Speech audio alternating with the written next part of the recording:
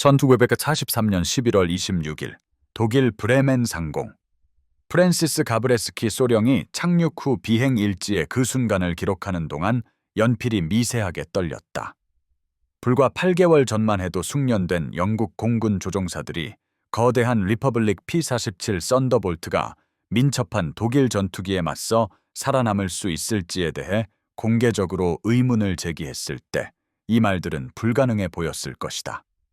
루프트와페는 급강하를 두려워하게 될 것이다. 우리는 그들이 대적할 수 없는 무언가를 발견했다. 28,000피트의 설이 덮인 캐노피를 통해 그는 방금 자신의 비행 편대가 제1차 세계대전에서 배운 공중전 교리에 대한 모든 가정을 뒤엎는 기동을 수행하는 것을 지켜보았다. 적과 교전하기 위해 수평으로 선회하는 대신 그의 조종사들은 뒤집어 돌아서 시속 500마일에 육박하는 속도로 곧장 아래로 곤두박질 쳤는데 이는 유럽 전역의 다른 어떤 전투기라도 날개를 찢어버렸을 속도였다.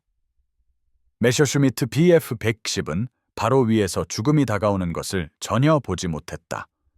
한순간 그들은 취약한 보잉 B-17 플라잉 포트리스를 향해 자신감 있게 상승하고 있었고 다음 순간 팔정의 브라우닝 59경 기관총이 제우스 신의 번개처럼 태양으로부터 나타난 전투기로부터 그들의 동체에 파괴적인 화력을 퍼붓고 있었다. 공중 우위의 방정식은 선회 반경이나 상승률이 아닌 거의 4톤에 달하는 전투기가 통제된 급강에서 종단 속도에 도달하고 그 축적된 운동 에너지를 사용하여 고도로 다시 급상승하는 무시무시한 물리학으로 다시 쓰여지고 있었다. 희박한 공기와 터보 차징은 미국 조종사들에게 넘을 수 없는 이점을 제공했다. 가브레스키는 그날 이 전술을 사용하여 BF-110 2대를 격추했고 폭격기 편대를 보호한 공로로 수훈 십자훈장을 받았다. 그 변화는 1943년 4월 13일 56 전투비 행단이 점령된 프랑스 생토메르 상공에서 첫 전투 임무인 전투기 소탕 작전을 수행하면서 시작되었다. 조종사들은 불안해했다. 그들은 8개월 동안 P-47 썬더볼트에 대한 훈련을 받았지만 많은 이들은 이 항공기의 전투 잠재력에 대해 회의적이었다. 표준 전투 구성으로 완전 무장했을 때 거의 밥 4,000파운드, 외부 무장 장착 시 최대 1,500파운드에 달하는 썬더볼트는 역사상 가장 무거운 단발 전투기였다. 우아한 슈퍼마린 스핏파이어보다 4,000파운드 더 무거웠고 포케불프 F-190보다 3,000파운드 더 컸다. 비평가들은 그것을 우유병이라고 불렀다. 비판론자들은 그것을 7톤짜리 우유통이라 불렀고 결국 단순히 통죽으로 줄여 불렀다. 민첩한 스핏파이어로 영국을 성공적으로 방어했던 영국 공군 조종사들은 그렇게 거대한 항공기가 민첩한 독일 전투기를 조종하는 숙련된 루프트와페 조종사들에 맞서 살아남을 수 있을지에 대해 공개적으로 의문을 제기했다. 회의하는 사람들 중에는 조종 훈련을 간 마친 로버트 사무엘 존슨 중위도 있었는데 그는 첫 전투주에 죽을까봐 두려워했다.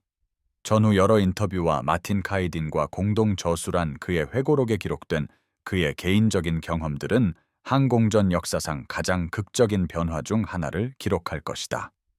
회의에서 숙달로의 여정은 론가일랜드 파밍데일에 있는 리퍼블릭 항공 공장에서 시작되었는데 그곳에서 조지아 출신 엔지니어 알렉산더 카르트벨리가 현존하는 다른 모든 전투기와는 근본적으로 다른 것을 설계했다. 카르트벨리는 XP-44 프로젝트가 취소되었다는 소식을 들은 후 기차 안에서 P-47 설계를 유명하게 스케치했고 나중에 그의 창조물을 특유의 유머로 공룡이지만 비율이 좋은 공룡이라고 묘사했다. P-47은 거대한 프렛 앤 휘트니 R2800 더블 와스프 엔진을 중심으로 제작되었는데 두 줄로 배열된 18개의 실린더는 전격 출력으로 해수면에서 2,000마력을 생성했고 전투 비상시에는 물 분사로 출력을 2,300마력까지 높였다. P-47mm과 같은 일부 변형 기종은 결국 2,800마력을 달성하여 역사상 가장 강력한 피스톤 엔진 전투기 중 하나로 만들었다. 이 엄청난 출력은 후방 동체 깊숙이 묻혀있는 정교한 터보 과급기 시스템을 통해 전달되었는데, 이는 P-47이 달성할 수 있는 모든 것의 핵심이 되었다. 배기가스는 조종석 양쪽을 따라 광범위한 덕트 시스템을 통해 전달되어 동체 하부에 장착된 제너럴 일렉트릭 터빈을 최대 출력 시 분당 20,300회전으로 구동했다. 이 터빈은 유입되는 공기를 압축하고 온도를 낮추고 밀도를 높이는 인터쿨러 시스템을 통해 엔진으로 다시 공급했다. 그 결과는 혁명적이었다. 이 시스템은 RD-1800이 27,000피트에서 최대 출력을 낼 수 있게 했고, 다른 전투기들이 산소를 갈구하는 희박한 성층권 30,000피트 고도에서도 썬더볼트는 어떤 독일 전투기보다도 빠르고 강력했다. P-47은 42,000피트의 시력 상승 한계까지 효과적으로 작동할 수 있었는데, 이는 루프트바페 조종사들이 자신의 항공기가 성능 저하로 고전하는 고도였다. 하지만 이러한 놀라운 능력에는 상당한 무게가 따랐다. 복잡한 덕트 시스템을 갖춘 터보차저 시스템, 69파운드짜리 장갑 헤드레스트와 좌석 뒤에 두꺼운 장갑판을 포함하여 조종사를 보호하는 광범위한 장갑판, 내부에 370갤런의 연료를 담는 자동 밀봉 연료 탱크, 그리고 각 총당 4지보발, 총 3,400발의 탄약을 장착한 활정의 브라우닝 M2 59경 기관총은 회의론자들이 전투에서 효과적으로 기동하기에는 단순히 너무 무겁다고 믿었던 항공기를 만들었다. 자체 중량만으로도 9,900파운드를 초과했으며 외부 무장을 추가하기 전에도 전투 중량은 파운드를 넘어섰다. 존슨 중위는 4월 13일 첫 임무를 마친 후 편지에 이렇게 썼다. 나는 앞으로의 난관들을 보았다. 독일군은 수년간 싸워왔다. 우리는 많은 이들이 임무에 부적합하다고 믿었던 항공기로 전투에 돌입하고 있었다. 하지만 잼키 대령은 우리가 길을 찾을 것이라고 확신하는 듯 보였다. 1943년 4월 말부터 5월까지의 임무는 신중한 작전들이었다. 해안 상공 전투기 소탕 작전, 지형을 익히고 장비를 시험하며 미숙한 부대를 괴멸시킬 수 있는 대규모 교전에 성급하게 돌입하지 않고 점진적으로 경험을 쌓았다. 첫 번째 진정한 시험은 1943년 6월 12일 벨기에 해안 상공에서 RAF 로더 2범4로 명명된 임무 중에 찾아왔다. 61 전투비행 대대장 월터 V 쿡 대위는 벨기에 블랑켄베르해 근처 낮은 고도에서 포케불프 F브르 190을 발견했다. 휴버트 잼키 대령이 조종사들에게 주입해온 고도 우위 교리를 따라 쿡은 의심하지 않는 독일 전투기를 향해 급강하했고 59경 기관총으로 일제 사격을 가했으며 F브르 190이 연기를 뿜으며 지면으로 추락하는 것을 지켜보았다.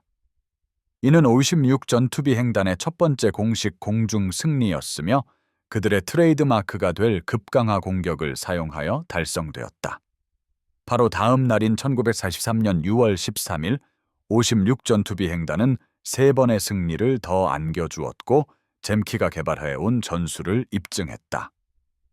로버트 존슨 중위는 그날 프랑스 브리에 상공에서 고도에서 F브르 190을 향해 급강하하여 첫 격추를 기록했다. 독일 조종사는 그가 오는 것을 전혀 보지 못했다. 존슨은 정확한 일제 사격을 가했고 적 전투기에 명중하는 것을 보았으며 그것이 땅으로 곤두박질치는 것을 지켜보았다.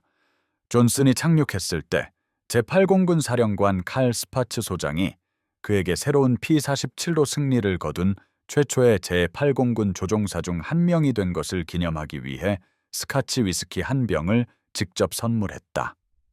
그러나 존슨은 그날 혹독한 교훈도 얻었다.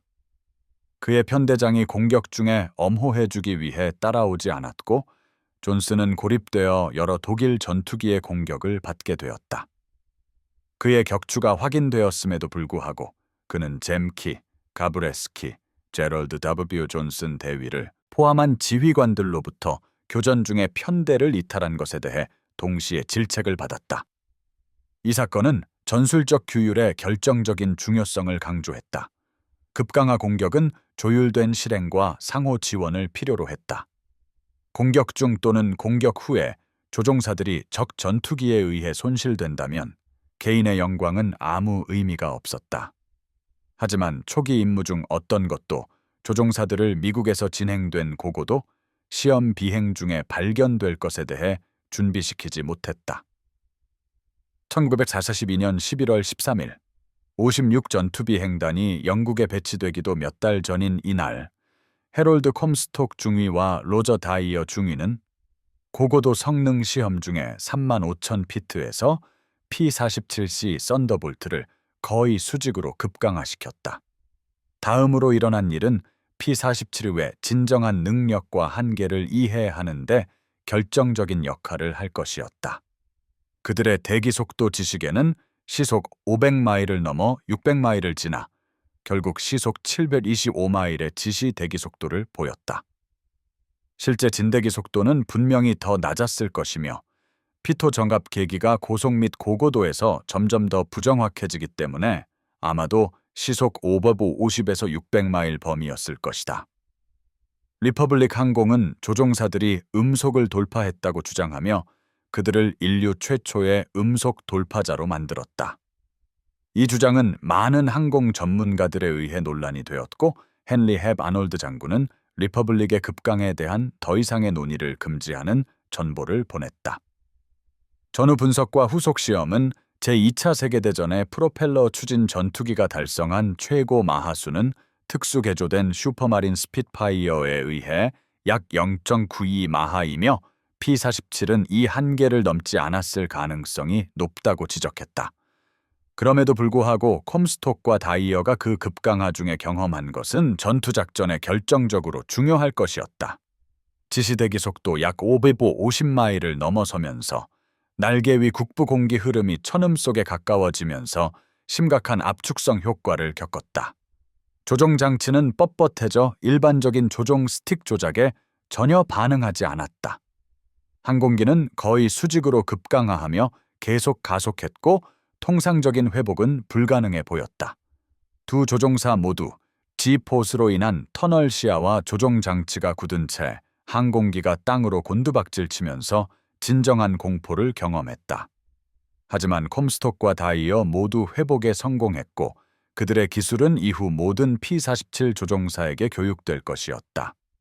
찰스 D. 모어를 포함한 전투 조종사들이 나중에 문서화한 이 중요한 절차는 트림 탭을 중립 위치에 고정시킨 채 양손으로 조종 스틱을 단단히 미는 것이었다.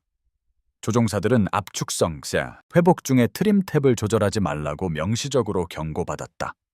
항공기가 밀도 높은 공기로 하강하고 조종 장치가 갑자기 효과를 되찾을 때 과도한 조작이 발생할 가능성이 높기 때문이었다. 올바른 기술은 수동 스틱 압력을 사용하고 필사적으로가 아니라 단단히 당기면서 항공기가 압축성 영역을 통과하여 하강하는 동안 그 압력을 유지하는 것을 요구했다. P-47이 낮은 고도, 일반적으로 5,000피트 아래의 밀도 높은 공기로 내려오면서 압축성 효과는 점차 줄어들고 승강탄은 서서히 효과를 되찾을 것이었다. 항공기는 조종 입력에 반응하기 시작했고 조종사는 그제야 기술을 들어 올리는 동작을 완료할 수 있었다. 컴스톡과 다이어 모두 2,000피트 미만의 여유 고도를 남기고 회복을 마쳤으며 그들의 몸은 중력의 7.8배를 넘는 힘에 의해 좌석에 압착되었다. 그들이 착륙하여 리퍼블릭 항공과 라이트 필드 엔지니어들에게 그들의 경험을 보고했을 때 반응은 즉각적이고 철저했다. 모든 P-47 조종사는 압축성 발현을 인지하고 적절한 회복 절차를 실행하는 데 있어 광범위한 훈련을 받을 것이었다. 더 중요하게도 엔지니어들은 P-47의 두꺼운 날개 디자인이 이는 얇은 날개를 가진 전투기에 비해 선회 능력이 떨어지게 만들었지만 실제로는 결정적인 압축성 효과의 발현을 지연시킨다는 것을 발견했다. 썬더볼트는 어떤 동시대 전투기보다도 더 빠르게 급강하하고 더 신뢰성 있게 회복할 수 있었다. 나중에 P-47D 변형 기종에는 급강하 회복 플랩이 장착될 것이었는데 이는 고속 급강하 시 전개되어 압축성을 관리하고 회복을 돕는 작은 표면들이었다. 이 능력은 전투에서 절대적으로 결정적인 것으로 판명될 것이었다. 1943년 5월과 6월 내내 잼케 대령은 P-47의 독특한 강점을 활용할 전술로 조종사들을 맹렬히 훈련시켰습니다. 전투 지역에 도달하기 전 3만 피트 이상으로 상승합니다. 상호 지원을 위해 적절한 간격을 유지하며 규율 잡힌 편대를 유지합니다. P-47의 선회 및 가속 약점이 드러나는 저고도까지 적 전투기를 절대 쫓아가지 않습니다. 적이 아래에 나타나면 기체를 뒤집어 목표물을 시야에 둡니다. 4에서 다수지를 당겨 기수를 아래로 향하게 하고 최대 스로틀 설정으로 급강하합니다.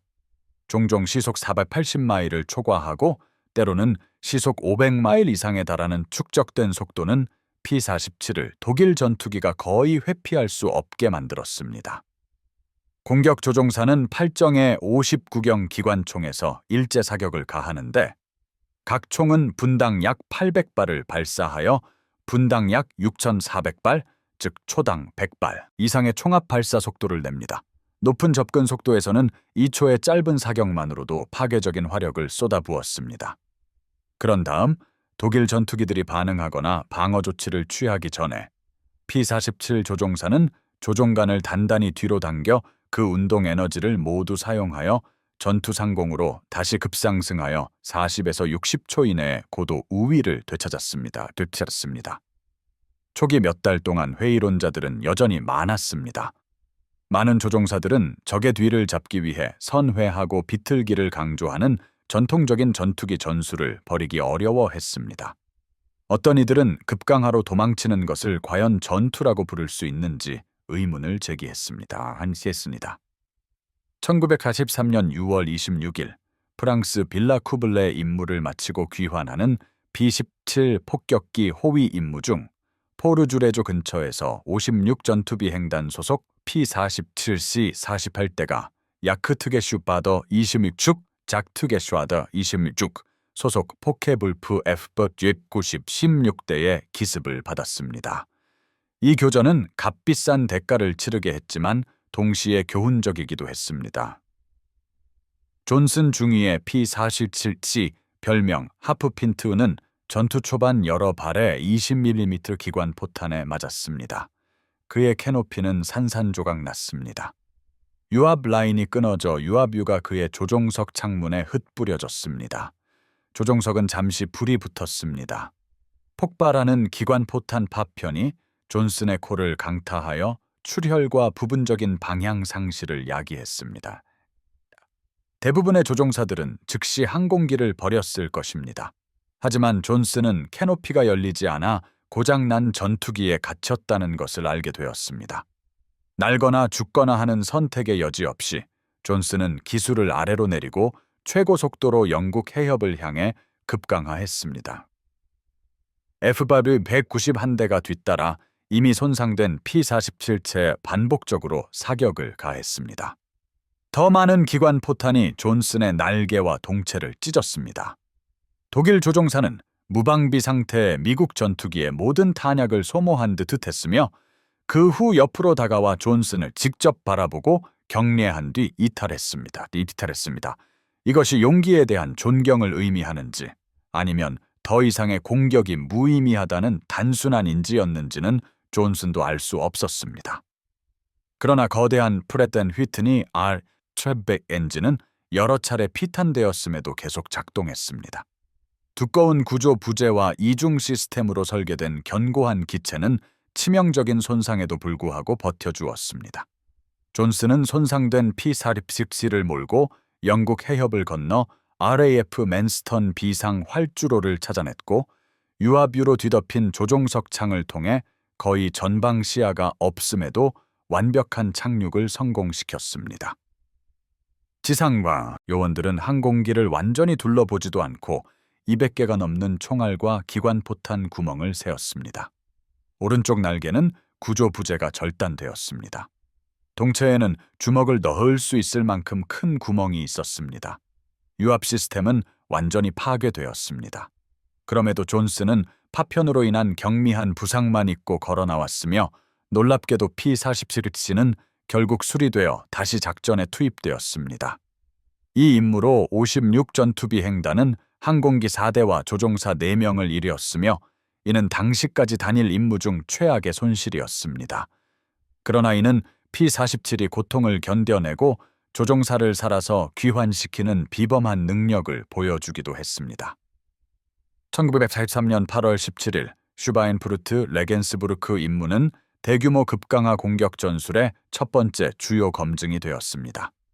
미 8공군은 독일 깊숙한 곳에 위치한 슈바인프루트의 볼베어링 공장과 레겐스부르크의 항공기 생산 시설을 노린 대담한 이중 타격 작전에 376대의 중폭격기를 출격시켰습니다. 폭격기들은 대부분 연합군 전투기의 호위 범위 수백 마일 밖을 비행할 예정이었습니다.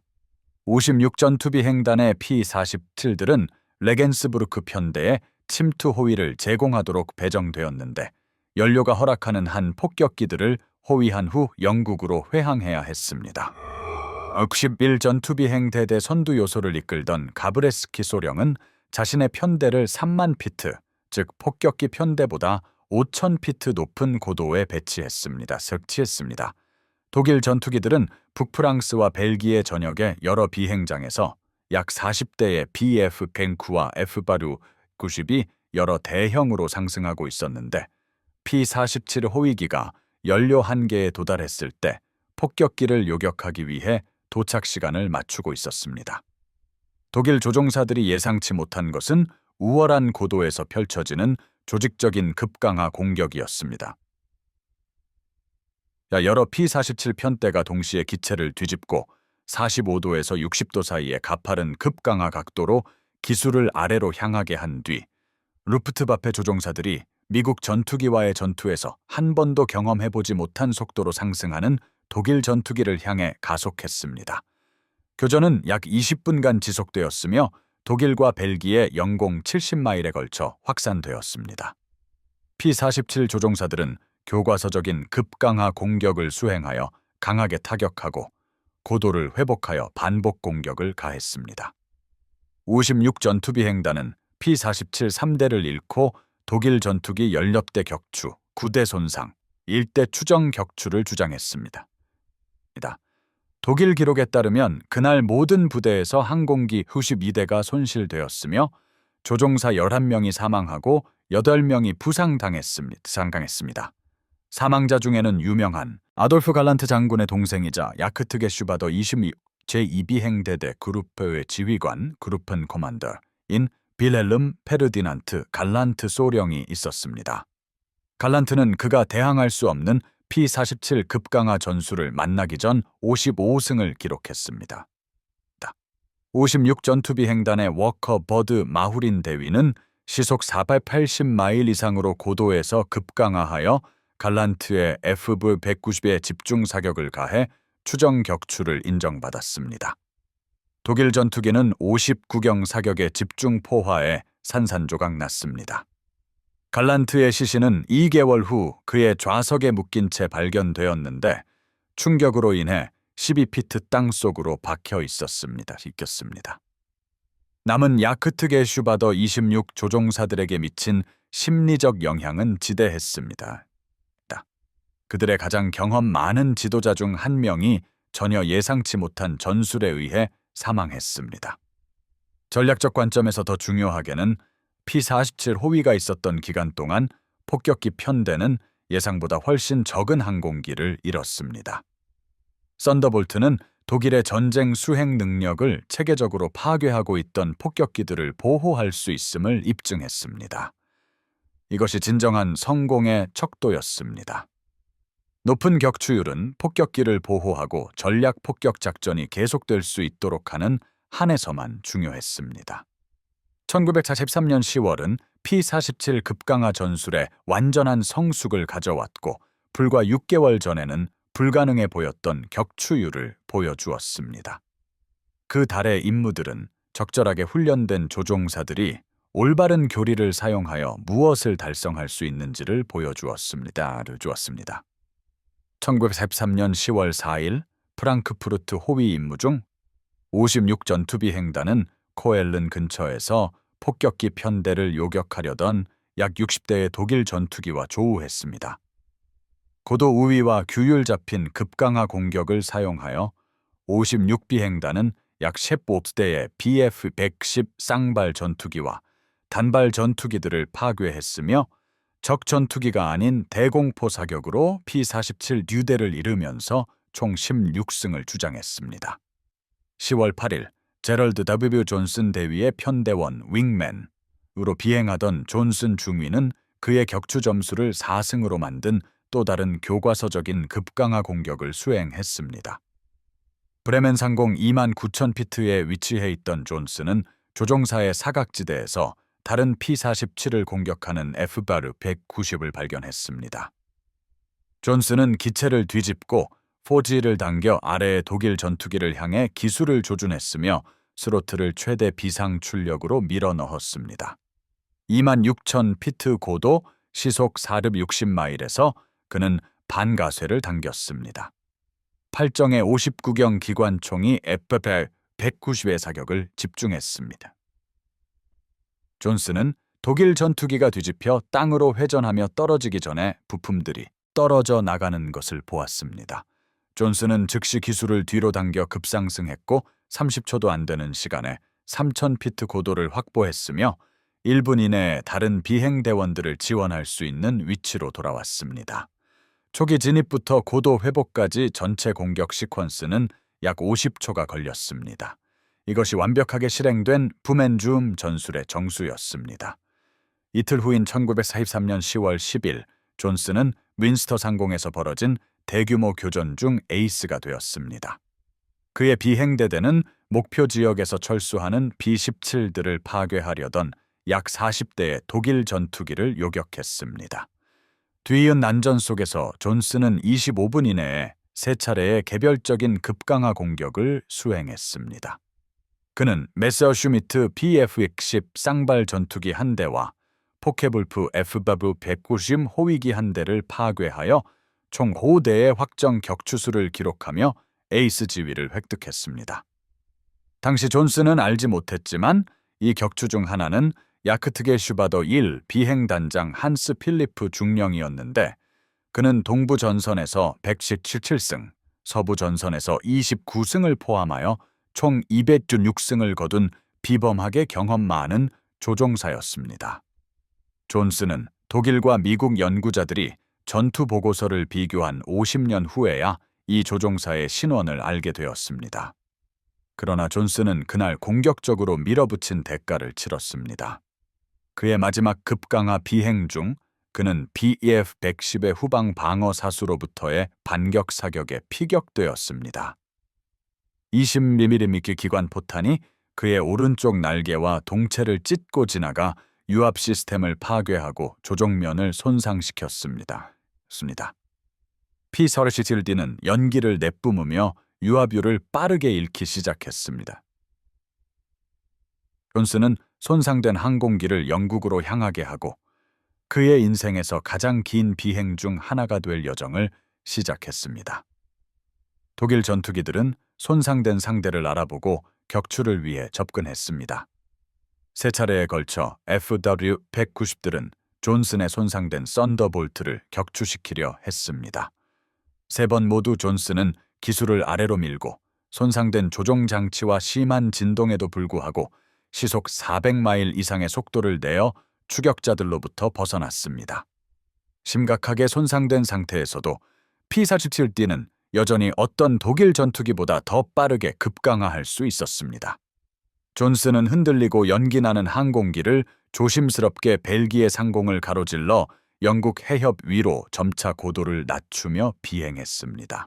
그는 비상 착륙 활주로를 찾아내어 심하게 저하된 조종장치와 최소한의 전방 시야에도 불구하고 손상된 전투기를 교과서적인 착륙으로 안전하게 내렸습니다. 지상 요원들은 손상을 세어보고 존슨이 살아남은 것에 경탄했습니다. P-47대는 200개가 넘는 총알과 기관포탄 구멍이 있었습니다.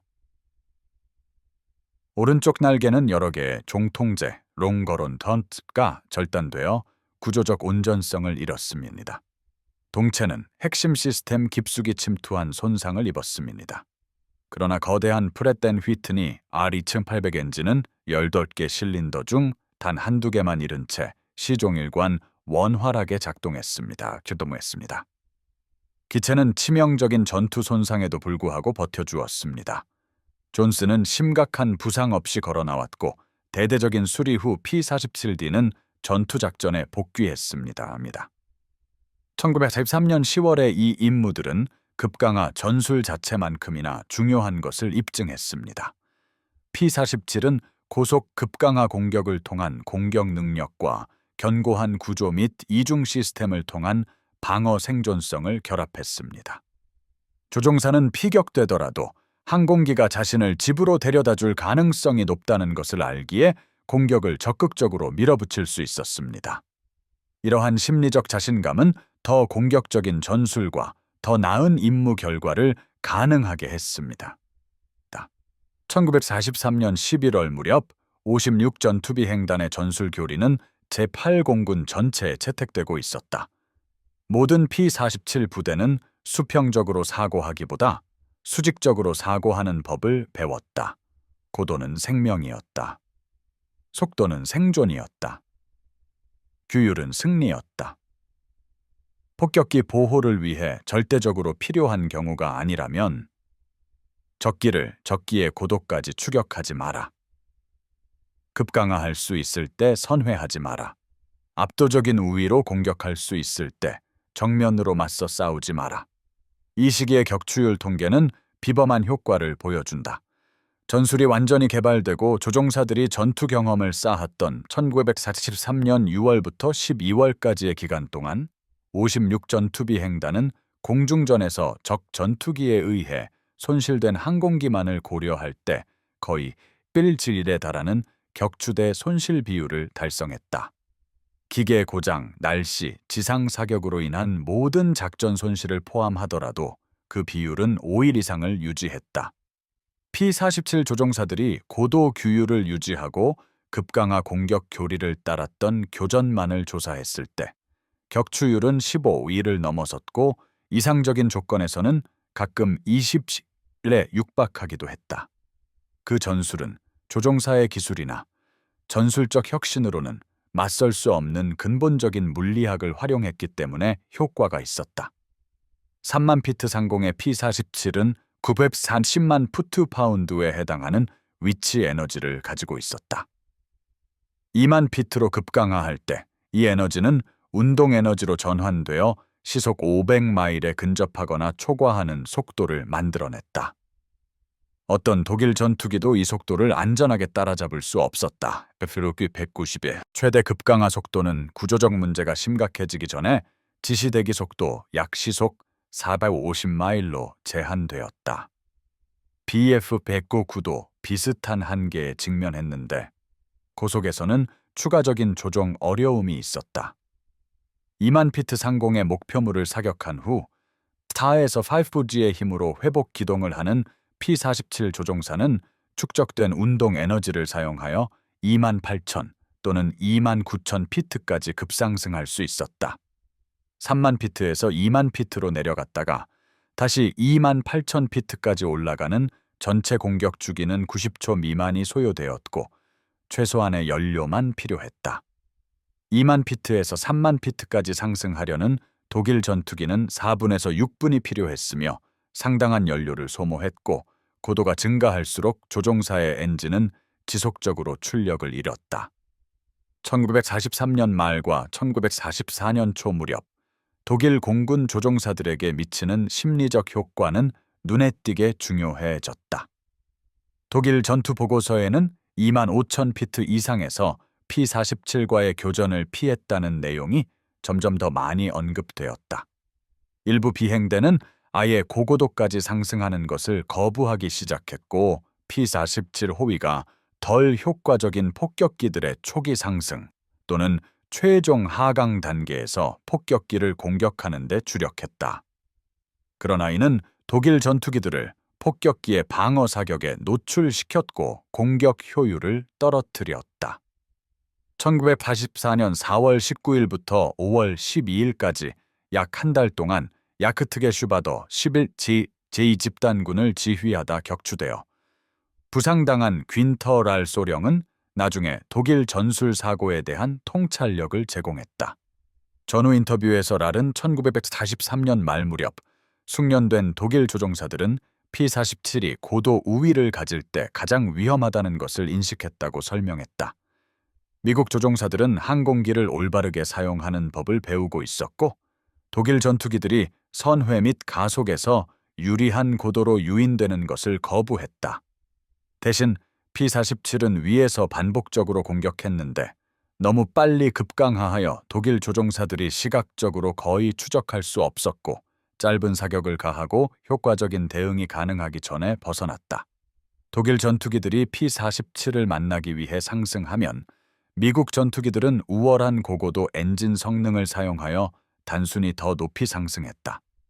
독일 부대가 개발한 유일한 부분적인 해결책은 낮은 고도에서 폭격기를 빠르게 공격하고 P-47이 급강하하기 전에 탈출하는 것이었다.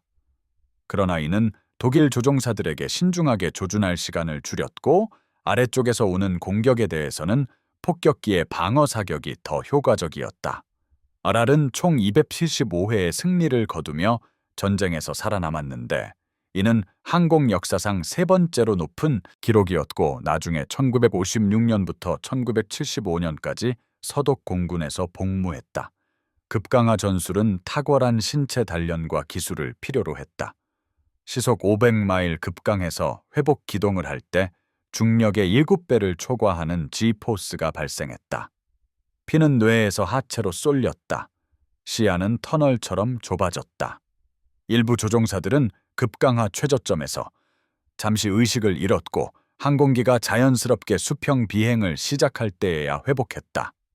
이를 막기 위해 P-47 조종사들은 급강하 폭격기 작전에서 차용한 G포스 저항 기술을 개발했다. 그들은 회복 기동 중 다리 근육과 복부 근육을 격렬하게 긴장시켜 효과적으로 혈압을 높이고 뇌로 가는 혈류를 유지하는 데 도움을 주었다.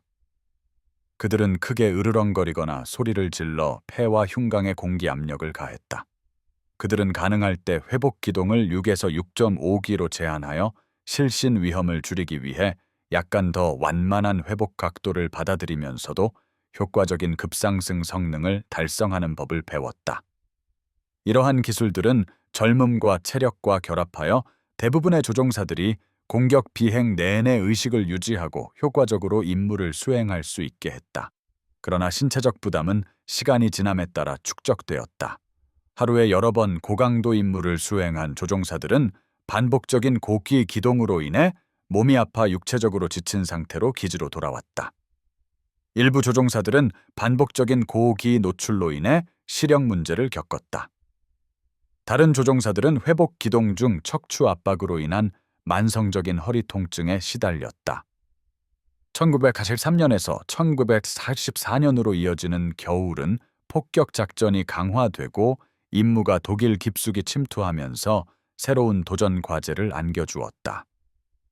1984년 1월 11일 독일 중부 깊숙한 오셔스레벤으로 향하는 호위 임무 중 56 전투비행단은 폭격기 편대를 파괴하려는 필사적인 시도에 나선 100대가 넘는 독일 전투기와 마주쳤다. 교전은 거의 1시간 동안 지속되었고 독일 영공 150마일에 걸쳐 확산되었다. 현재 비행단의 작전 장교로 복무하던 가브레스키 소령은 29,000피트 상공에서 편대를 이끌었다.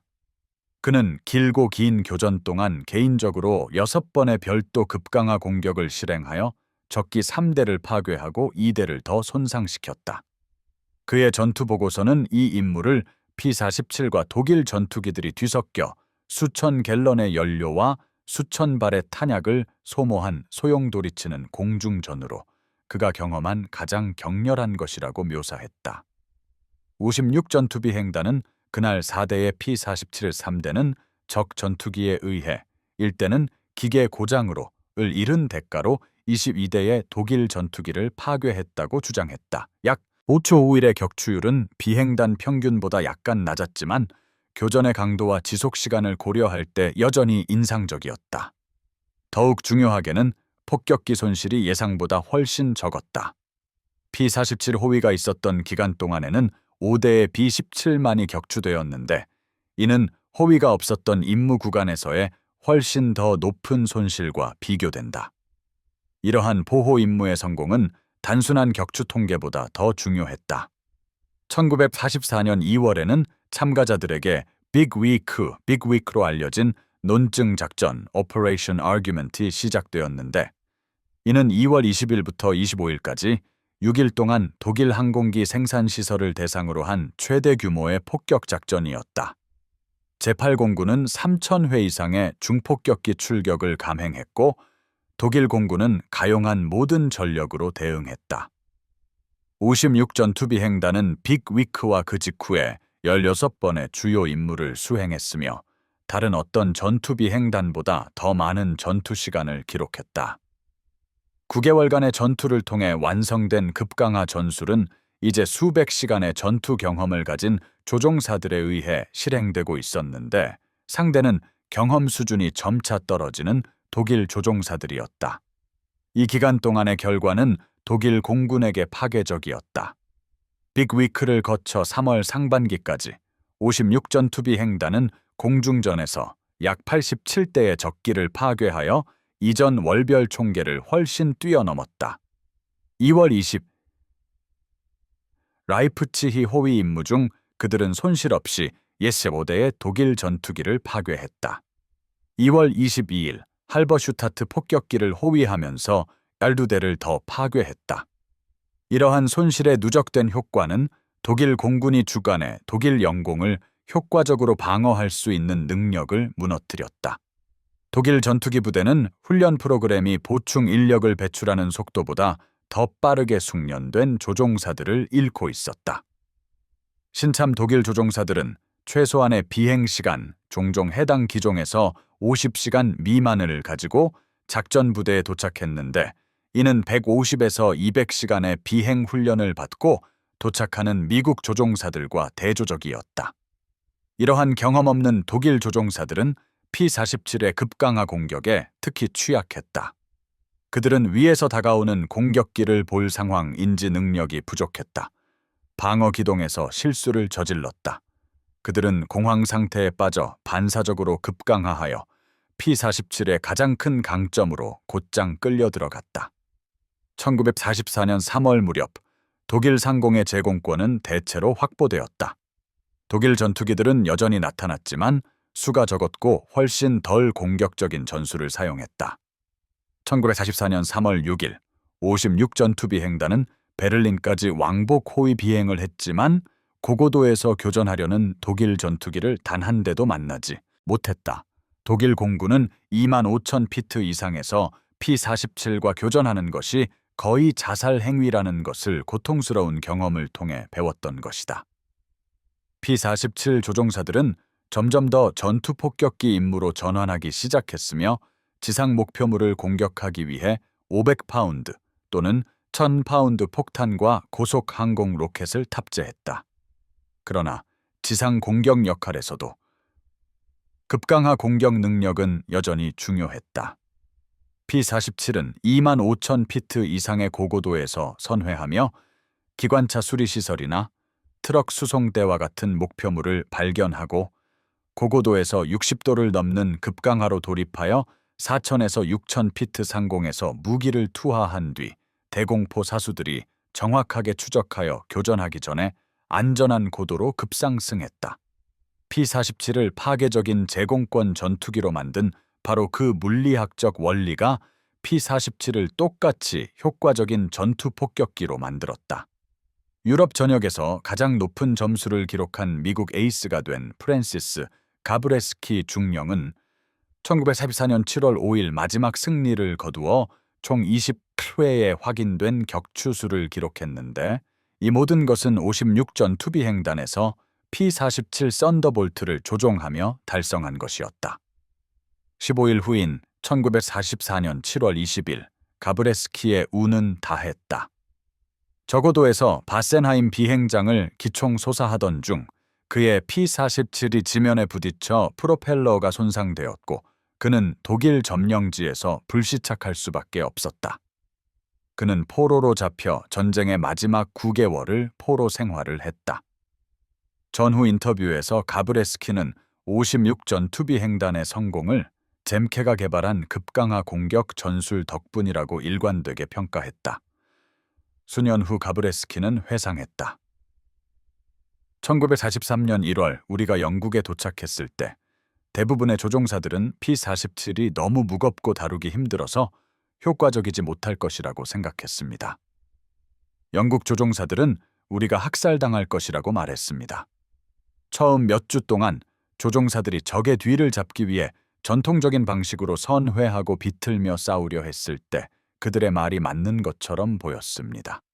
그러다 젬케 대령이 우리에게 다른 접근 방식을 보여주었습니다. 우리는 독일 전투기와 선회하려 하지 않았습니다. 대신 우리는 우리의 진정한 강점인 고고도, 성능, 급강하 속도, 그리고 구조적 강도를 사용하기 시작했습니다. 우리는 위에서 공격하고 강하게 타격하며 적이 대응하기 전에 다시 고도를 확보했습니다. 갑자기 우리는 이기고 있었습니다. 부담처럼 보였던 바로 그 항공기가 우리의 가장 큰 자산이 되었습니다. 로버트 존슨은 91번의 임무에서 27회에 확인된 승리를 거두며 전투 임무를 마쳤고 유럽에서 제1차 세계대전 에디 리켄베커의 26승 기록을 넘어선 최초의 미 육군 항공대 전투기 조종사가 되었다. 존슨은 1944년 5월 본국으로 송환되어 전쟁의 남은 기간 동안 전쟁 채권을 판매하는 홍보 투어와 신참 조종사 훈련에 참여했다. 마틴 케이딘과 공동 집필한 그의 회고록 썬더볼트에서 존슨은 규율과 전술 교리의 중요성을 강조했다. 그는 이렇게 썼다. 개인의 용기와 비행 기술도 중요했지만 항공기 능력에 기반한 올바르게 실행된 전술이 더 중요했습니다. 올바른 교리를 따르는 평범한 조종사가 잘못된 전술을 사용하는 뛰어난 조종사를 물리칠 것입니다. 제56 전투비행단 작전의 최종 통계는 급강하 공격 전술의 궁극적인 성공을 입증합니다. 1983년 4월부터 1945년 4월까지 비행단은 447회의 전투 임무를 수행했습니다. 미 공군 역사연구 85회에 따르면 이들은 6774.5회의 공중 격추를 확인받아 제8공군 내 다른 어떤 전투 비행단보다 많은 전과를 올렸습니다. 공중전에서 적 전투기에 60대의 항공기를 잃었으며 이는 11.2대 1의 격추 비율을 나타냅니다. 기계적 고장, 악천후, 대공포화 등 모든 원인으로 인한 총 168대의 작전 손실을 포함하더라도 격추 비율은 약 5.3대 1로 유지되었습니다. 이러한 통계는 단순히 숫자에 불과한 것이 아니라 생명을 구하고 임무를 완수했음을 의미했습니다. 독일 전투기 한 대가 파괴될 때마다 폭격기 편대에 대한 위협이 하나씩 줄어들었습니다. 보호된 폭격기 한 대는 승무원들이 다시 비행할 수 있도록 생존하고 목표물이 파괴되었음을 의미했습니다. 전략폭격 작전은 P-47과 다른 호위 전투기들이 독일 상공에서 제공권을 장악함으로써 성공을 거두었으며 이는 폭격기들이 독일의 전쟁 수행 능력을 지탱하는 산업시설을 체계적으로 파괴할 수 있도록 했습니다. 개별 조종사들은 제56 전투비행단의 경험을 통해 개발된 전술을 사용하여 놀라운 기록을 달성했습니다.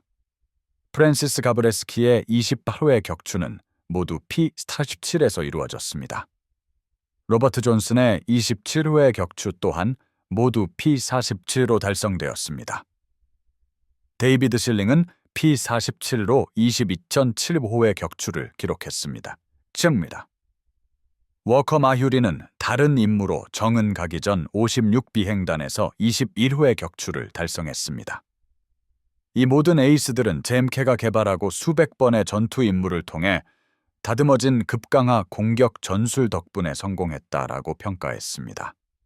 모든 전장에서의 P-47의 전반적인 성능은 급강하 공격 방식의 유효성을 입증했습니다. 썬더볼트는 제2차 세계대전 동안 모든 유형을 통틀어 7차 자력 6,000회 이상의 출격 임무를 수행했습니다. 전투 중 모든 원인으로 3,499대의 항공기를 잃었음에도 불구하고 4.6대 1의 공중 격추 비율을 달성했습니다. 이 전반적인 비율은 부대와 전장 간의 상당한 차이를 가리고 있었습니다. 적절한 고고도 급강하 전술을 꾸준히 사용한 비행단은 8대 1에서 15대 1 사이의 격추 비율을 달성했습니다. 교리를 벗어나거나 P-47의 단점이 노출되는 저고도에서 주로 작전한 부대들은 훨씬 낮은 비율을 기록했습니다. 교훈은 명확했습니다.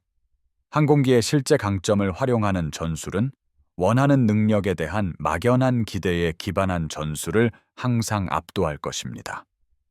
이러한 전술을 가능하게 한 기술 사양은 알렉산더 카트벨리와 리퍼블릭 항공팀의 공학적 걸작을 보여주었습니다. 대부분의 전투 부대에 장착된 P-47D 변형 모델은 날개폭 40피트 9인치, 길이 36피트 1인치, 높이 14피트 8인치를 특징으로 했습니다. 외부 무장에 따라 전투 시 적재 중량은 14,000파운드에서 17,500파운드까지 다양했습니다. 최고 속도는 3,000피트 고도에서 시속 433마일에 달했습니다. 해수면에서의 상승률은 분당 약 2,700피트였으며 터보차저의 효율성 덕분에 고도에서 증가했습니다. 실용 상승 한도는 42,000피트였습니다. 외부 연료 탱크 장착 시 전투 방령은 약 460마일에 달하여 독일 중앙부까지의 호위 임무에 충분했습니다.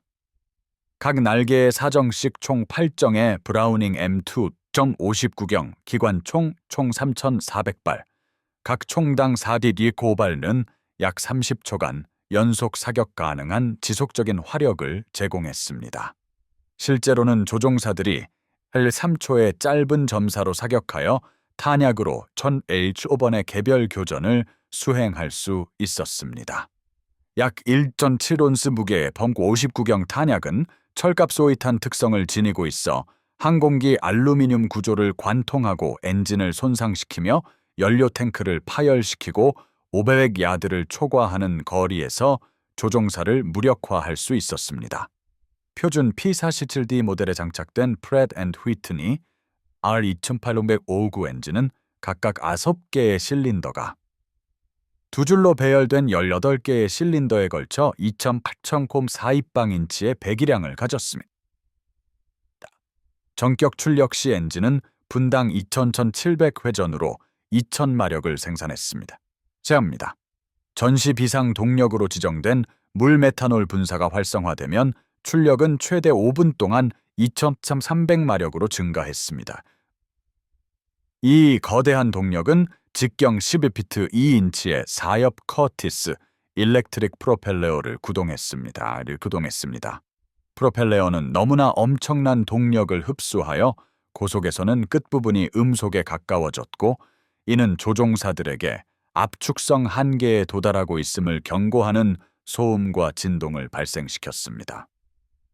터보차저 시스템은 설계의 가장 정교한 측면을 대표했습니다. 후방 동체에 장착된 제너럴 일렉트릭 타입 B11 터보 슈퍼차저는 18개의 모든 실린더에서 나오는 배기가스를 사용하여 터빈 휠을 분당 최대 20배 3,100회전으로 회전시켰습니다.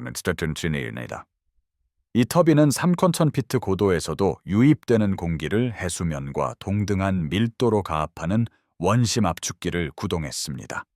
압축된 공기는 중간 냉각기를 통과하여 온도를 낮추고 밀도를 더욱 높인 다음 최종 압축을 위해 엔진의 슈퍼차저로 들어갔습니다. 이 2단계 시스템은 R2800 엔진이 터보차저가 없는 엔진의 임계 고도를 훨씬 초과하는 27,000피트까지 최대 전격 출력을 유지할 수 있도록 했습니다. 구조 설계는 놀라운 견고함을 특징으로 했습니다. 주 날개 스판은 양방향 8지 이상, 음방향 3.5기 이상의 하중을 견딜 수 있었습니다. 동체 종통제와 격벽은 심각한 사고에서도 조종사를 보호할 수 있는 충돌 하중을 위해 설계되었습니다. 방탄 보호에는 69파운드 무게의 장갑 머리 받침대, 조종석 뒤 1.4인치 장갑판, 엔진 부속품을 보호하는 3.8인치 장갑판, 그리고 방탄 유리 앞유리 패널이 포함되었습니다. 자체 밀봉 연료 탱크는 발사체에 관통될 때 부풀어 올라 구멍을 밀봉하고 치명적인 연료 누출을 방지하는 고무 및 직물층을 포함했습니다. 이러한 기술적 특징들이 결합되어 에너지 전술을 이용한 고고도 전투에 최적화된 항공기를 탄생시켰습니다. P-47은 3,000피트까지 상승할 수 있었고 어떤 적기도 따라잡을 수 없는 속도로 우월한 위치에서 급강하 공격을 가할 수 있었으며 더 가벼운 전투기를 파괴할 수 있는 전투 손상을 견뎌내고 고도로 다시 줌 클라임하여 반복 공격을 할 수 있었습니다. 이러한 전술 주기는 연료나 탄약이 소진될 때까지 계속될 수 있었습니다. 이러한 전술에 맞서려던 독일 전투기들은 불가능한 선택에 직면했습니다. 미국 항공기의 성능 우위가 극대화되는 고고도에서 P-47과 맞서 싸울 것인가, 독일 항공기의 유리한 저고도로 유인하려 할 것인가. 그러나 P-47 조종사들은 따라가지 않았습니다. 아니면 아예 교전을 회피하고 제공권을 내줄 것인가. P-47 급강하 전술의 영향은 즉각적인 전투 결과뿐만 아니라 광범위한 전략적 효과로까지 이어졌습니다. 1944년 독일 공군의 독일 상공 방어 실패는 부분적으로 P-47과 다른 미군 전투기들이 가한 감당할 수 없는 조종사 손실 때문이었습니다. 독일의 훈련 프로그램은 숙련된 조종사들을 충분히 빠르게 대체할 수 없었습니다. 훈련이 부족한 신참 조종사들은 훈련된 전술을 수행하는 미군 조종사들에게 손쉬운 표적이 되었습니다. 축적된 경험의 이점은 시간이 지남에 따라 더욱 커졌습니다. 1944년 봄이 되자 일선 부대의 일반적인 미군 전투기 조종사들은 독일 조종사들보다 훨씬 더 많은 비행 시간과 전투 경험을 가지고 있었습니다. 이러한 경험적 우위는 뛰어난 고고도 성능과 효과적인 전술과 결합하여 독일 공군에게는 극복하기 어려운 상황을 만들었습니다. 전략 폭격 작전은 독일의 석유 생산 시설, 항공기 공장, 베어링 공장, 그리고 수송망을 파괴하는 데 성공했습니다. 이 성공은 전투기 호위대가 제공권을 장악하는 것에 전적으로 달려 있었습니다. 고고도에서의 급강하 공격을 통해 달성된 P-47의 제공권 기여는 유럽에서 연합군의 승리를 가능하게 한 결정적인 요인 중 하나였습니다. P-47을 통해 얻은 교훈은 그 후 수십 년 동안 전투기 설계와 교리에 영향을 미쳤습니다. 전후 분석 결과 우월한 속도와 에너지 관리를 활용하는 부맨줌 전술이 대등한 상대와 맞설 때 전통적인 선회 도그파이트보다 근본적으로 더 효과적임이 확인되었습니다. 이후 등장한 제트 전투기들, 예를 들어 한국 전쟁에서 성공을 거둔 F-86 세이버와 그 뒤를 이은 F-100 슈퍼 세이버는 선회 능력보다는 속도, 상승률, 그리고 에너지 전술을 강조했습니다. 프랜시스 가브레스키는 한국에서 F-86 세이버를 조종하며 독일 상공에서 P-47로 배웠던 동일한 에너지 관리 원칙을 적용했습니다. 그는 한국에서 9.5대의 믹-10B를 격추하여 두 개의 다른 전쟁에서 에이스 지위를 달성한 단 7명의 미국 조종사 중 한 명이 되었습니다. 독일 상공에서 FV-190과 BF-109에 대해 효과적이었던 전술은 한국 상공에서 믹-15에 대해서도 똑같이 잘 통했습니다. 고도 우위를 유지하고 고속으로 적에게 급강하하여 짧게 사격한 다음 안전하게 다시 고도로 줌 클라임하는 것이었습니다. 항공기와 속도는 변했지만 근본적인 전술 원칙은 유효하게 유지되었습니다. 전쟁 후 인터뷰한 독일 포로들은 P-47의 급강하 공격이 공중전에서 가장 무서운 경험 중 하나였다라고 일관되게 진술했습니다. 여러 차례 격추당하는 등 수년간의 전투를 겪은 후 1945년 3월 항복한 하인츠 크노케 상위는 미국 정보 장교들에게 P-47이 물리적 능력을 넘어선 심리적 공포를 의미했다고 말했습니다. 폭격기와 교전하기 위해 상승하고 있을 때 크노케는 설명했습니다. 갑자기 옆에 있던 편대기가 폭발했습니다. 올려다보면 미국 전투기들이 거의 수직으로 믿을 수 없는 속도로 급강하하는 것을 보게 됩니다. 반응할 새도 없이 그들은 이미 기술을 들고 상승하여 완전히 잡을 수 없게 됩니다. 상승하는 그들을 따라잡을 수 없었고 급강하하는 그들을 피할 수도 없었습니다. 다음번에는 다른 목표를 선택해 주기를 바랄 수밖에 없었습니다. 급강하 공격의 물리학은 프로펠러 전투기 시대 내내 타의 추종을 불허했습니다. 실제 비행 모델과 성능 데이터를 사용한 현대 컴퓨터 시뮬레이션은 P-47 조종사들이 전투 경험을 통해 발견한 것을 확인시켜 주었습니다. P-47이 고도 규율을 유지하고 급강하 공격만을 독점적으로 사용한 교전에서 격추 비율은 대등한 독일 전투기들에 대해 20대 1을 초과했습니다. P-47 조종사들이 교리를 위반하고 적어도 선회전에 참여했을 때에만 독일 전투기들이 유리한 교전 비율을 달성했습니다. 교훈은 명확했습니다. 항공기의 실제 강점을 활용하는 전술은 원하는 능력에 대한 막연한 기대에 기반한 전술을 항상 압도할 것입니다. P-47은 가장 민첩한 전투기가 아니었습니다. 이건 1000피트 아래에서는 최고의 상승 전투기도 아니었습니다.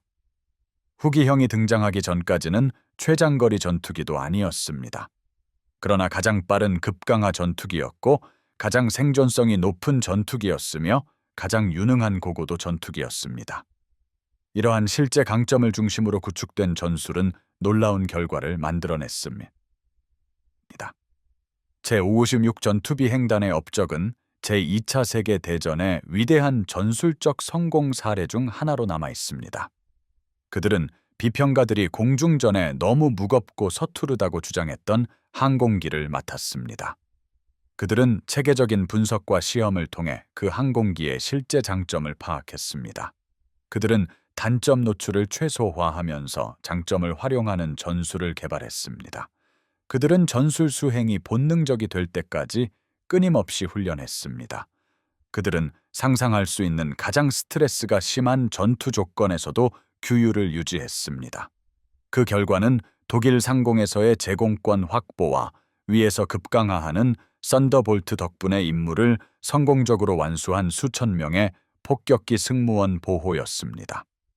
제56 전투비행단의 핵심 개발 기간 동안 지휘하며 성공을 이끈 전술 교리를 수립한 휴버트 젬케 대령은 나중에 그 변화에 대해 회고했습니다. 1942년 9월 지휘를 맡았을 때 그는 전후 회고록에 썼습니다. 모두가 임무에 적합하지 않다고 말하는 항공기와 숙련된 독일 조종사들에게 학살당할까 두려워하는 조종사들이 있었습니다. P-47이 무엇을 잘할 수 있는지 찾아내고 그 능력들을 중심으로 전술을 구축해야 했습니다. 급강하는 모든 것이 되었습니다. 우리는 누구보다도 빠르게 급강하할 수 있었습니다. 다른 조종사들을 죽음에 이르게 할 급강에서도 회복할 수 있었습니다. 우리는 다시 고도로 줌 클라임하여 똑같이 할 수 있었습니다. 이것을 마스터하자 우리는 막을 수 없는 존재가 되었습니다. 전쟁이 끝날 무렵 P-47은 역사상 가장 효과적인 전투기 중 하나임을 입증했습니다. 총 7회 46회 출격에 4.6대 1의 격추율은 견고한 성능을 보여주었습니다. 하지만 이러한 총계 통계는 적절한 교리를 따른 잘 훈련된 부대가 보여준 진정한 능력을 숨기고 있었습니다. 제56 전투비행단의 격추율은 공중전 손실만을 고려했을 때 11대 1, 모든 작전 손실을 포함하였을 때 5.3대 1로 적절한 전술과 규율로 무엇을 달성할 수 있는지를 보여주었습니다. 하강 공격을 숙달한 개별 조종사들은 훨씬 더 놀라운 기록을 달성했습니다. 가브레스키는 166회 출격에서 28회 승리, 존스는 91회 출격에서 27회 승리, 실링은 132회 출격에서 22.75회 승리를 거두었으며 이 모두는 전투 출격 4회당 1회 승리에 육박하는 성공률을 나타냈습니다. 이러한 비율은 대부분의 공군이 장기간 지속 가능하다고 여겼던 것을 뛰어넘는 것이었습니다. P-47 썬더볼트와 그 하강 전술의 이야기는 궁극적으로 가정에 대한 분석의 승리, 즉흥성에 대한 규율의 승리, 그리고 전통에 대한 물리학의 승리에 관한 이야기입니다. 1943년 초 모든 전문가는 중종간 전투기가 가볍고 민첩한 적들을 상대로 성공할 수 없다는 것을 알고 있었습니다. 제1차 세계대전 이래 공중전에 대한 모든 가정은 선회 능력과 상승률을 강조했습니다. 모든 전투기 조종사는 꼬불꼬불한 공중전에서 적을 따돌릴 수 있는 가볍고 반응성이 뛰어난 항공기를 원했습니다. 그러던 중 휴버트 잼케가 이끄는 1단의 미국 조종사들이 역사상 가장 무거운 단일 엔진 전투기를 타고 3만 피트까지 상승한 다음 기체를 뒤집고 조종관을 앞으로 밀어넣으며 모든 통념적인 가정이 틀렸다는 것을 발견했습니다. 그들은 시속 500마일로 수직 하강하는 것이 승리로 가는 가장 빠른 길이며 다시 고도로 줌 클라임보 하는 것이 지금까지 고안된 가장 효과적인 방어 기동임을 알아냈습니다. 그들은 항공기의 진정한 능력이 전투기가 할 수 있어야 한다고 여기는 통념보다 훨씬 더 중요하다는 것을 입증했습니다. 이러한 전술을 당하는 입장에서 목격했던 독일군들은 그 교훈을 결코 잊지 않았습니다. 그 임무를 수행했던 미국인들도 마찬가지였습니다. 그리고 예상치 못한 이점을 활용한 우월한 전술을 통해 이른바 열등한 전투기가 어떻게 유럽 상공을 지배했는지를 연구하는 역사가들 또한 잊어서는 안 됩니다. P-47 조종사들은 분석 결과 그것이 가장 효과적인 공격 방식임을 보여주었기 때문에 수직 하강을 시작했습니다. 그들은 전투 결과가 그 분석이 옳았다는 것을 증명했기 때문에 계속해서 수직 하강했습니다. 이상적인 조건에서 20대 1에 육박하는 격추율을 달성한 것은 물리학과 적절한 전술이 용기와 전통보다 더 강력하기 때문입니다. 그것이 바로 제공권을 장악하는 방법입니다. 그것이 바로 전략적 임무를 수행하는 폭격기를 보호하는 방법입니다. 그것이 바로 노련한 적들을 상대하면서도 조종사들을 살아서 귀환시키는 방법입니다. 여러분은 엄격한 분석을 통해 항공기의 진정한 강점을 파악합니다. 약점에 대한 노출을 최소화하면서 그 강점을 활용하는 전술을 개발합니다. 실행이 본능이 될 때까지 그 전술을 훈련합니다. 본능적으로 교리를 포기하라고 소리쳐도 규율을 유지합니다. 3만 피트 상공에서 기체를 뒤집습니다. 기수 지슈를 지면으로 향합니다. 시속 500마일까지 가속합니다. 정확한 사격을 퍼붓습니다. 누군가가 반응하기 전에 조종관을 단단히 당겨 고도로 좀 클라임합니다.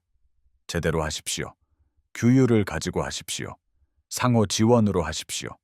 그러면 하늘에서 어떤 적 조종사도 당신을 건드릴 수 없을 것입니다. 그것이 바로 제56 전투비행단이 수개월간의 분석, 훈련, 그리고 전투 경험을 통해 발견한 비밀이었습니다. 그것은 공중전을 변화시키고 독일 상공의 제공권 장악에 기여한 전술적 혁명이었습니다. 그것이 P-47 조종사들이 수직 하강을 시작한 이유였습니다. 그리고 그것이 그들이 이상적인 조건에서 20대 1에 육박하는 격추율을 달성한 이유였습니다. 정답은 용기가 아니었습니다. 비록 용기가 필요했지만 말입니다. 정답은 우수한 항공기가 아니었습니다. 비록 P-47이 장점을 가지고 있었지만 말입니다. 정답은 물리학에 엄격히 기반하고 흔들림 없는 규율로 실행된 우수한 전술이었습니다. 그 조합은 막을 수 없다는 것이 입증되었습니다.